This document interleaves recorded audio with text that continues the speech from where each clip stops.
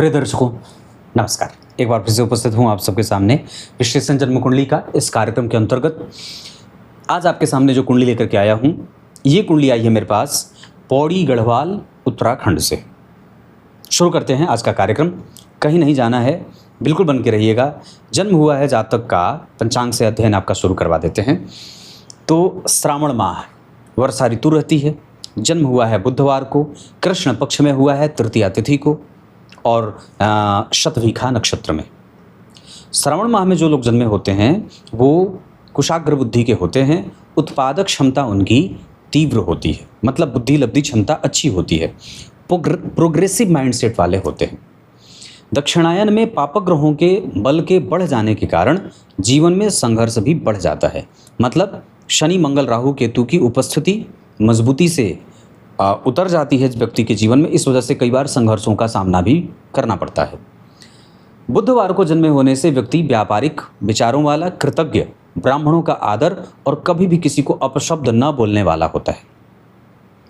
कृष्ण पक्ष में जन्मे लोग संततिवान होते हैं, जबकि तृतीया तिथि के जन्मे लोग कृष्ण पक्ष के यहाँ चंद्रमा शुभग्रह होते हैं कृष्ण पक्ष के तृतीया तिथि के। इस वजह से जातक धनवान और सुखी निरंतरता से अपनी प्रगाढ़ता मजबूती को बनाते रहता है, आगे बढ़ने वाला होता है। ये अच्छी बात है कि चंद्रमा आपकी कुंडली में शुभग्रह बन रहे हैं।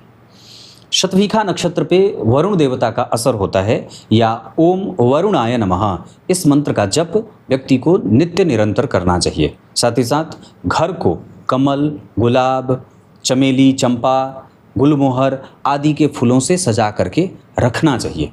पीपल के वृक्ष को लगाने से ग्रह जनित दोष समाप्त हो जाते हैं।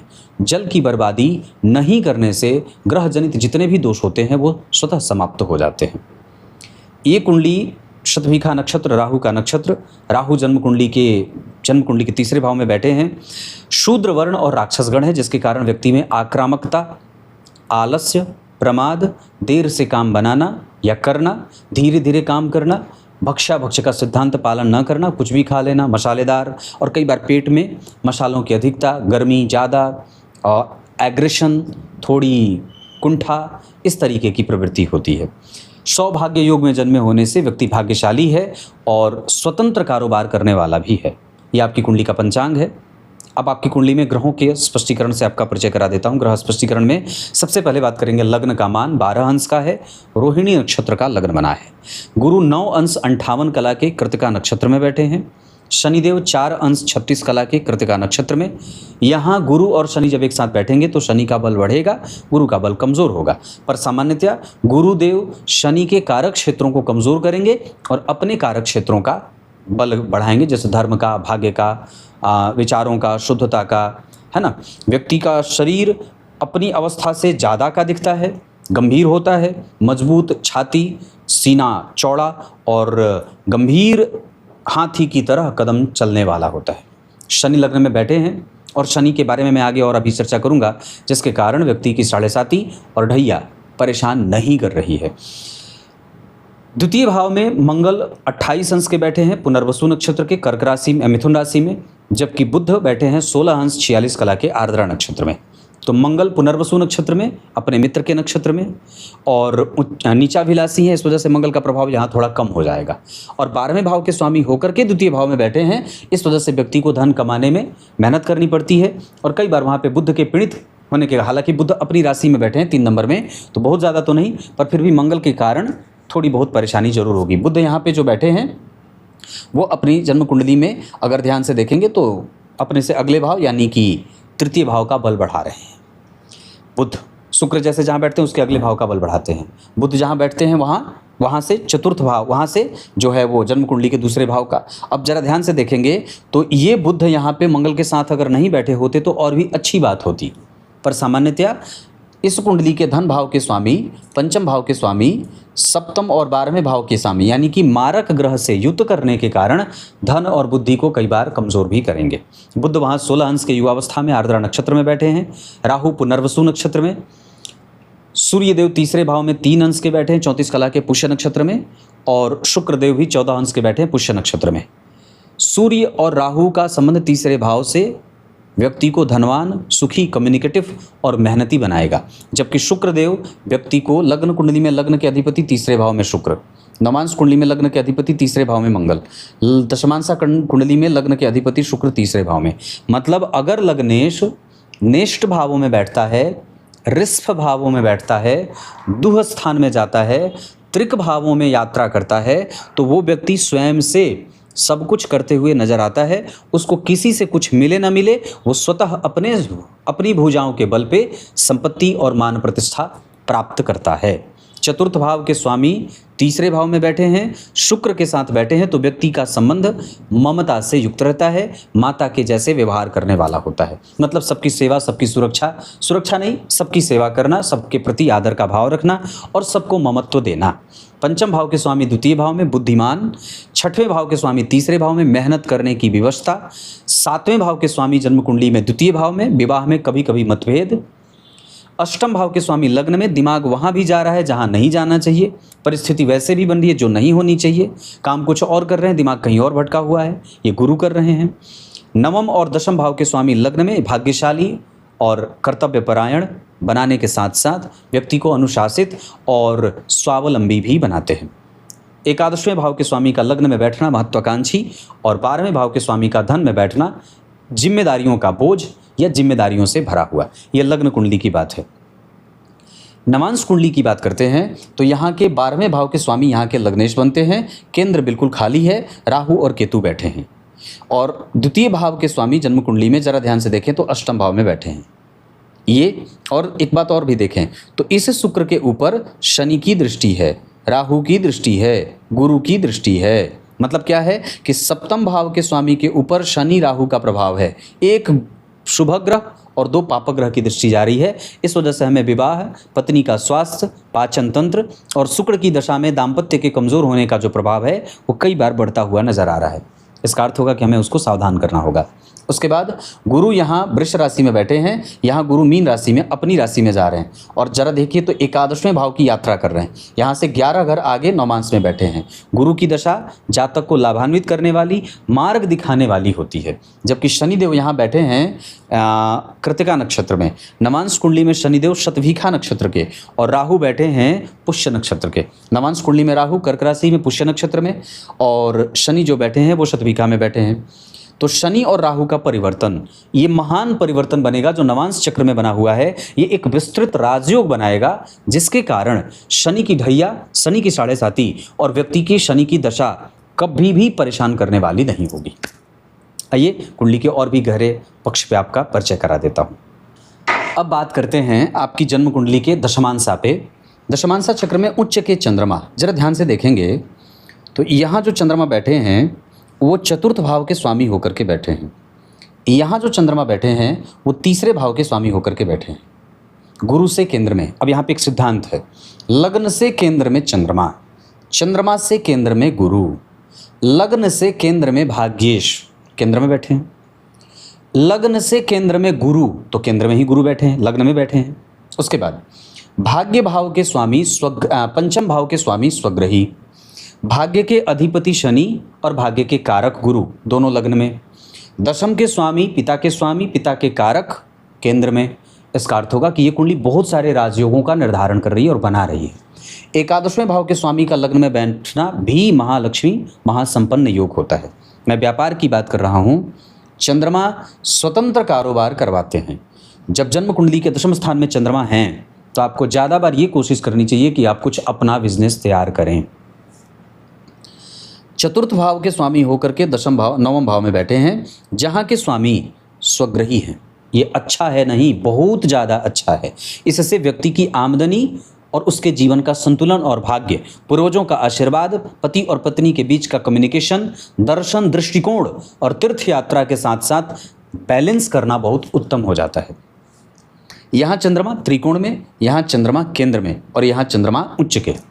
इसका अर्थ होगा 1000% जातक चंद्रमा के बलवान होने के कारण व्यापार के क्षेत्र में, राजनीति के क्षेत्र में, लोहे के क्षेत्र में, क्योंकि शनि लग्न में, शनि यहाँ पे जहाँ कहाँ बैठे हैं स्वग्रही और यहाँ शनि देखिए स्वग्रही, तो आने वाली है शनि की दशा। तो लोहा, फैब्रिकेशन, केमिकल, बिल्डिंग कंस्ट्रक्शन, उसके बाद मार्केटिंग, फिर उसके बाद आप जो है वो इतना सारा काम, बिल्डिंग मटेरियल, पत्थरों का काम, मसालों का काम भी काफ़ी हद तक किया जा सकता है। इतने सारे काम आपकी कुंडली में बनते हैं। राजनीति भी तीव्र प्रकार से लगा हुआ है, राजनीति में जाना और कट्टरता भी कई बार यहाँ पे देखने को मिल जाती है, क्योंकि केतु यहाँ बैठे हैं, भाग्य भाव का स्वामी लग्न में गुरु के साथ बैठा है, भाग्य भाव के अधिपति जन्म कुंडली में स्वग्रही बुध के साथ, भाग्य भाव के स्वामी शनि स्वग्रही हैं। तो भाग्य बलवान, लग्न बलवान, चंद्रमा बलवान, शनि बलवान, तो इतने सारे जब ग्रह एक साथ बहुत अच्छी स्थिति में जा रहे हों तो व्यक्ति के आत्मविश्वास को कमज़ोर नहीं होना चाहिए। और अगर वो आत्मविश्वास में कमज़ोरी हो रही है तो राहु के साथ सूर्य बैठे हैं इसके कारण। क्लियर है? मैं एक बात और कहूँगा, दशमांसा चक्र और लग्न चक्र के लग्नेश शुक्र एक ही ग्रह बनते हैं। नवमांश चक्र की स्थिति सामान्यतः थोड़ी बहुत कमज़ोर भी मैं कहूँगा, हालांकि बहुत ज़्यादा खराब नहीं है, लेकिन सप्तम भाव के स्वामी जब शनि मंगल राहु केतु के संपर्क में आ जाते हैं तो कई बार दाम्पत्य में परेशानी होती है, लेकिन विवाह टूटेगा बचेगा नहीं। उसको निभाने के लिए जो बुद्धिमत्ता की आवश्यकता होती है वो सूर्य आपको दे रहे हैं, और जो उसको विवाह के साथ व्यक्ति विवाह के बंधन में बंध करके जो प्रोग्रेस प्राप्त करता है वो शनि दे रहे हैं। विवाह के बाद जो शारीरिक सुख और एक दूसरे का सामंजस्य, एक दूसरे को समझना, व्यय को समझना, जिम्मेदारियों का समझना, जो संपूर्णतया सुख को प्राप्त करना होता है वो यहाँ गुरु और बुध दे रहे हैं। पर फिर भी केंद्र में राहु केतु के बैठने के कारण एक कंफ्यूजन सा बना रहेगा। जबकि दशमांसा चक्र में स्वग्रही शनि, गुरु लग्न शुक्र के तीसरे भाव में, चंद्रमा और शुक्र का परिवर्तन, व्यक्ति को सफलता मिलेगी। शुक्र भी देंगे, चंद्रमा भी देंगे, शनि भी देंगे, और देने को तो इस कुंडली में मंगल भी दे रहे हैं। जो यहाँ पे देखिए शनि स्वग्रही हैं, यहाँ के अधिपति लग्न में बैठे हैं, यहाँ पे मंगल मित्र की राशि में बैठे हैं, मंगल और गुरु का परिवर्तन है। तो जरा ध्यान से देखिए कि कितनी अच्छी कुंडली बनेगी कि मंगल गुरु का परिवर्तन, उसके बाद शनि और राहु का नक्षत्र परिवर्तन, और साथ ही साथ यहाँ पे चंद्रमा और शुक्र का परिवर्तन। ये बहुत गहरी बात है जहाँ पे कई बार लोगों की दृष्टि नहीं जाती है। तो इस हिसाब से आपकी कुंडली की कैटेगरी बहुत उच्चतम स्तर के ऊपर चली जाती है। तो भगवान, अब मैं कुछ आपको मूलतया आपके जन्म कुंडली के योग कारक ग्रह के तो ऊपर मैंने चर्चा कर दी, आत्म कारक ग्रह पे ध्यान लेके आता हूँ। मंगल आपकी कुंडली में सर्वाधिक अंशों के साथ उपस्थित है, 28 अंश पे आत्मकारक ग्रह है। तो कौन बना आपकी कुंडली का आत्मकारक ग्रह? आपकी कुंडली का मारकेश। जन्म कुंडली के सप्तम भाव के स्वामी है, द्वितीय भाव में बैठे हैं, है ना। तो इस हिसाब से 12वें भाव के स्वामी है, द्वितीय भाव में बैठे हैं, तो आपकी कुंडली के मारक ग्रह मंगल बन गए और वही आपकी कुंडली के आत्मकारक ग्रह बन गए। तो एक तरफ उनको नुकसान मिला, दूसरी तरफ वो आपकी कुंडली के डील करने वाले आत्मकारक ग्रह। अगर मारक ग्रह भी आत्मकारक ग्रह बन जाता है तो उसकी पॉजिटिविटी देखने को मिल जाती है। नवांश चक्र में वो ग्रह लग्नेश होता है और तृतीय भाव में बैठ रहा है, मतलब वो थोड़े बहुत घर्षण संघर्ष नवमांश में दे रहा है। जबकि दशमांशा चक्र में वो मित्र के साथ परिवर्तन कर रहे हैं, गुरु और मंगल आपस में परिवर्तन कर रहे हैं। तो ये दोनों जो हैं वो आपकी कुंडली को लाभान्वित करेंगे। एक बात और है, लग्न कुंडली का आत्मकारक ग्रह नवांश कुंडली के कौन से भाव का स्वामी बना, ये बहुत मायने वाली बात हो जाती है। तो लग्न कुंडली का जो आत्मकारक ग्रह मंगल है वो लग्न कुंडली के लग्नेश बन रहे हैं। कोई साधारण अष्टमें से, मैं अष्टमें, छठवें, 8वें, 12वें भाव के स्वामी ऐसा नहीं, लग्नेश बन रहे हैं और मूल त्रिकोण राशि उनकी जन्म कुंडली के लग्न में बन रही है। लग्न के अधिपति जो मंगल होते हैं आत्मकारक ग्रह, वो 2 भावों के स्वामी हैं, मंगल भी हैं और यहाँ के भी स्वामी हैं। लेकिन जरा ध्यान से देखें तो यहाँ पे मूल त्रिकोण राशि के स्वामी बन रहे हैं, अष्टम भाव में उनकी गौण राशि बन रही है। तो यहाँ पे मंगल के मेष राशि का बनना जातक की कुंडली को प्रोपोर्शन के हिसाब से अगर देखें तो अनुपात के हिसाब से बहुत आगे लेके जाने वाली होगी। उसके बाद भाग्य भाव के स्वामी यहाँ पे भाग्य के साथ लग्न में बैठे हैं। व्यक्ति के जीवन में दर्शन, न्याय, धर्म, परोपकार, दान पुण्य, पूजा पाठ, दर्शन, मंदिर, बड़ों का सेवा, बड़ों का आदर, गाय ग्रंथ, गुरु गोविंद, इनकी सेवा के साथ साथ न्याय प्रियता, ये सब गुरु और शनि दे रहे हैं। यहीं पे अगर देखते हैं तो यहाँ पे जो भाग्य भाव के स्वामी यहाँ लग्न में बैठे थे वो यहाँ पे स्वग्रही हो गए। तो इसका अर्थ होगा कि भाग्य का बल भी मिलेगा। यहाँ पे वो स्वग्रही हो रहे हैं, भाग्येश यहाँ भी होते हैं, यहाँ भी स्वग्रही हैं। मतलब कुंडली का चरित्र चिंतन जब आप करते हैं तो शनि, गुरु, बुध, चंद्रमा, सारे के सारे ग्रह आपके सपोर्ट में हैं और आने वाली है शनि की दशा। इस वजह से इत्मीनान से मन लगा करके शनि के काल को धर्म काल कहा जाता है। खूब काम करेंगे, मेहनत करेंगे तो सफल होंगे। लाजवर्त एक धारण कर लीजिएगा शनि की दशा में, बल्कि उससे पहले ही 2028 के 5वें महीने में ही इस कुंडली के हिसाब से सफ़ेद पुखराज 100% बनता है। बुद्ध का रत्न भी आपकी कुंडली में बन जाएगा। मोती भी इस कुंडली को पहना जा सकता है, मोती की माला। इस कुंडली में गुरु शनि के साथ बैठे हैं, अष्टमेश होकर के बैठे हैं। रोग भाव के स्वामी राहु और सूर्य के साथ बैठे हैं तो कई बार जॉन्डिस और पीलिया की शिकायत देखने को मिलती है। क्लियर है। इसके बाद अगर मैं बात कर दूं तो भवन, भूमि, वाहन आदि का संपर्क आपकी कुंडली में 100% है। सूर्य की दशा हो, शनि की दशा हो, गुरु की दशा हो, आप आराम से भवन, भूमि, वाहन में इन्वेस्ट कर सकते हैं, पैसा लगा सकते हैं। आभूषण में, चांदी के बर्तनों का दान, तांबे के बर्तनों का दान इस कुंडली को लाभान्वित करेगा। तांबे का नाग शिव जी को अर्पित कर सकते हैं। न्यायप्रियता इस कुंडली की अच्छी है। यशस्विता, गजकेसरी योग, ये सारे प्रभाव आपकी कुंडली में अच्छे बने हुए हैं। अब अष्टक वर्ग पे आपका ध्यान लेके आता हूँ। अब यहाँ से मैं आपकी कुंडली के अष्टक वर्ग पे आपका ध्यान लेके आता हूँ। अष्टक वर्ग का मतलब एक तरीके से आप यूँ समझ लीजिए कि हमें कहाँ फोकस करना है। मैं आपके लेवल पे आके अगर बात कहूँ तो हमें कहाँ फोकस करना है और किन चीज़ों का हमें विशेष ध्यान रखना है, मतलब हमें वो काम नहीं करना है। इस स्थिति के आधार पर इस कुंडली का न्याय, इस कुंडली की आयु, इस कुंडली का धर्म, इस कुंडली का सुख बहुत अच्छा है। साथ ही साथ हमें धन कमाने में दिक्कत होगी, हमें इस वजह से वहाँ मेहनत ज़्यादा करनी है, आलस्य नहीं करना है, गलत मैत्री में नहीं जाना है और अपने घर की सफाई खुद से करनी है। पराक्रम और बढ़ाया जा सकता है, मेहनत और बाकी है। साथ ही साथ हमें अपने भाई बहनों के साथ संबंधों को भी नए सिरे से परिभाषित करना होगा। उनके दिमाग में जो कोई भी गलतफहमी है उसे दूर करने की आवश्यकता होगी। भाई सबसे बड़ा है और उसके आगे कुछ नहीं, मतलब सामान्यतः वो आपका बल है। इकट्ठा करने में आपको दिक्कत होगी, इस वजह से अगर हो सके तो अपने पत्नी के नाम पे या माता जी के नाम पे आप इकट्ठा कर सकते हैं चीज़ें, संपत्ति वगैरह।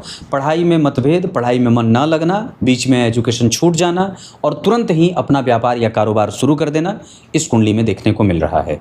लेकिन फिर भी पढ़ाई मतभेदों के साथ है, हो सके तो डिग्रियाँ बढ़ाते रह सकते हैं या ट्रेनिंग ले सकते हैं, चीज़ों को उसी क्षेत्र में आप और भी ज़्यादा क्या अच्छा कर रहे हैं वो करना हो तो।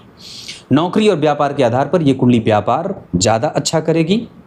कंसंट्रेशन ठीक है, इसमें कोई दो राय नहीं है कि व्यक्ति की कुंडली में धर्म और दर्शन बहुत मजबूती से जीवन में जगह बना करके बैठे हैं। दान, पुण्य, पूजा पाठ, मंत्र जप, मंदिर दर्शन और नित्य भगवान का स्मरण, ये आपकी कुंडली को और बढ़ाना चाहिए और उसमें रुचि पैदा करनी चाहिए या स्वतः उसमें उसकी तरफ आकृष्ट अपने आप को करिए। सामाजिकता, राजनीति और जीवन का जो उद्देश्य होता है वो बिल्कुल क्लियर है और व्यक्ति प्राप्त भी कर लेगा। सामाजिकता बहुत अच्छी है, मतलब व्यक्ति कभी भी गलत लोगों के संपर्क में या गलत चीज़ों के चक्कर में आकर के अपने समाज में किरकिरी नहीं करेगा, ना होगी। ये कुंडली निश्चित रूप से जो प्राप्त करना चाहती है वो प्राप्त कर लेगी। ऋण में व्यक्ति नहीं मरेगा लेकिन जिम्मेदारियों का वहन करेगा। क्लियर है। मारक ग्रह की कुंडली के हिसाब से अगर मैं बात कर दूं, मंगल में शुक्र, मंगल में राहु और ये ग्रह आपको मारक रहेंगे। शनि की महादशा में राहु, शनि की महादशा में केतु, शनि की महादशा में सूर्य और शनि की महादशा में गुरु, ये कमज़ोर जा सकते हैं, इनकी दशाएं कमज़ोर जा सकती हैं, ये दोनों ग्रह। और उसके बाद बजरंगबली की पूजा, हनुमान जी के 12 नामों का नित्य उच्चारण, सूर्य को अर्घ आदि करने की आवश्यकता है। कुंडली अच्छी है, अभी परेशान होने की कोई बात नहीं है। तब तक के लिए बहुत बहुत नमस्कार।